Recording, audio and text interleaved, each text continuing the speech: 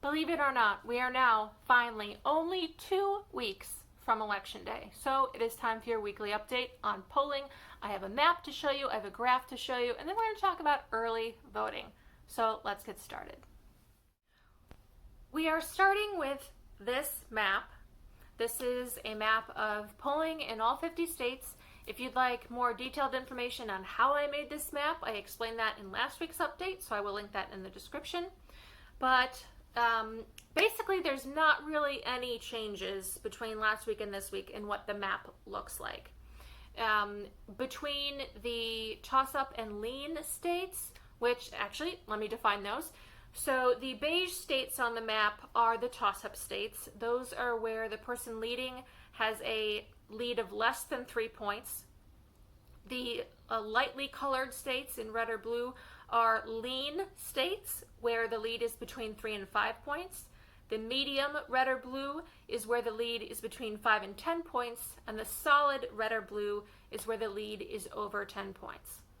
So, among the toss-up and lean states, again, not much difference even among those, except for one of those states. Any difference between last week and this week is less than 1%. The exception, and let me check my notes, is Florida, where last week Biden was leading by 4.7 and is now leading by 3.4.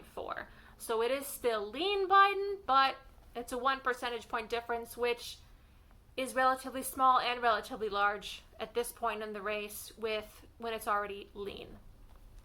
And then there was one flip in the lead in the toss-up states, and that was Ohio. So last week, Biden was leading in Ohio by 0.3, and this week, Trump is winning by 0.1. So very small leads either way, but the lead has flipped. So that is then a summary of the map where we are. As I said, it is basically exactly the same as last week, but that does also mean that it is holding steady, looking good for Biden. The second piece I wanted to show you this week is this graph.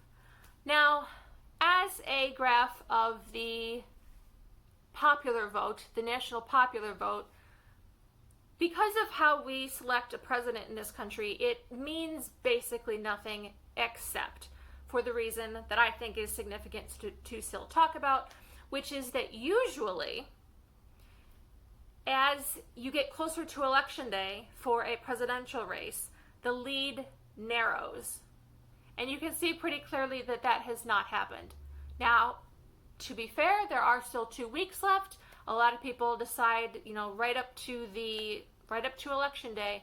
Well, that's the second part though. Usually there are people to decide. The difference in this year, and why I think it is not narrowing, is because there are much fewer undecided voters this year than there are in other years.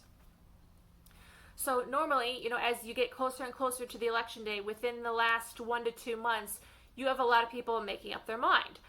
But this time, people made up their mind a long time ago, basically on how they feel about Trump. They either are fully on board or completely against.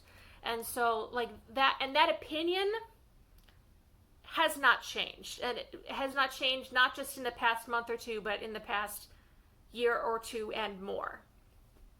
So I think that's why it has not narrowed. But it is unusual for that to happen, and that's why I think it's significant. Also, 10.3 is almost unheard of. So I did some research on this also, and while, again, popular vote is not how we pick our president, I'm flipping my pages of my notes here, 10.5, assuming that was the result rather than just polling, you have to go back 36 years to get a win that is that big or bigger. And so 36 years ago was Reagan's re-election, where he, in a literal bloodbath, won by 18 points. The next closest to that was 24 years ago with Bill Clinton's re-election, when he won by 8.4. It's not usually that big of a win. 10.3 is huge. And again, that may not be the final popular vote win percentage. And again, even if it was, that doesn't mean you're president, although with that big of a win, it probably does. But that is why I wanted to show that graph. And the last part that we're going to talk about today is early voting. So some states started early voting end of September. Some states started last week. Some states are starting this week. But overall, there have already been about 30 million votes cast, which is about half of the total early vote from 2016 already.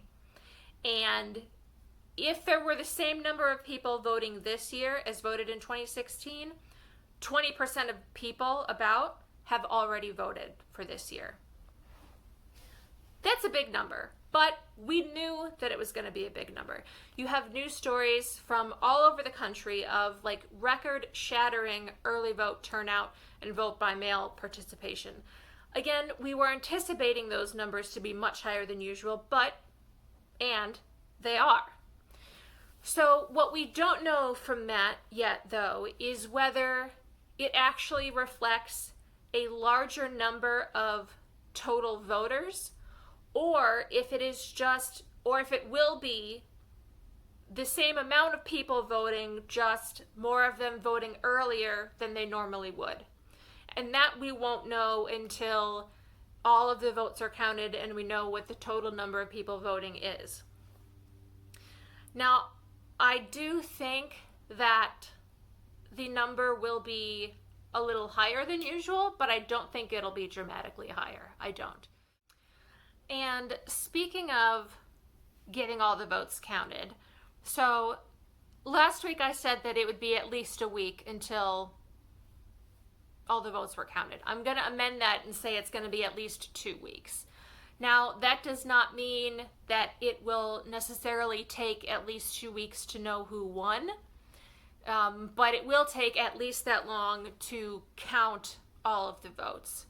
Now, there's that difference of counting votes and knowing who won, really based on the states. So, you're really gonna, you are going to have to count you have to count every single vote regardless, but you're not going to know the winner of like the toss-up states where it's, like I said, in Ohio, Trump's leading by 0.1. It's going to be very close. It's going to take a while to know who won to count all those votes. But you know who won California because Trump's up by Biden is up by literally about 30 points in California. So there are states that we're going to know earlier than others. But I also want to say that there is a difference in how, or I should say when, the vote by mail ballots are counted. And this because it varies by state. In some states, they can start counting as they are received. In some states, they can start counting within a certain number of days before Election Day. In some states, they can start counting the morning of Election Day, like as polls open on Election Day. And in some states, they cannot start opening those envelopes until after polls close on Election Day. So the difference that makes in opening all of those billions of ballots,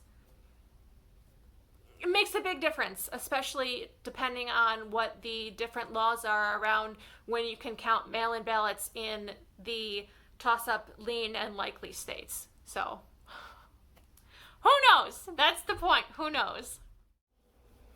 So that was this week's election overview update. I will be back next week to do another update.